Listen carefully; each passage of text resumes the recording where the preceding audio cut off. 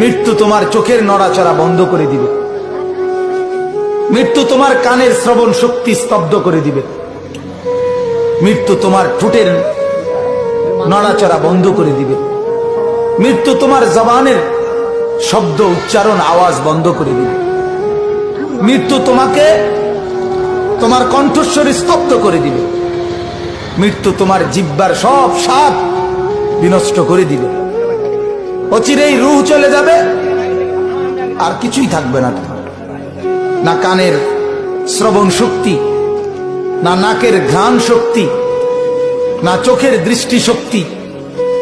না চামড়ার অনুভব শক্তি,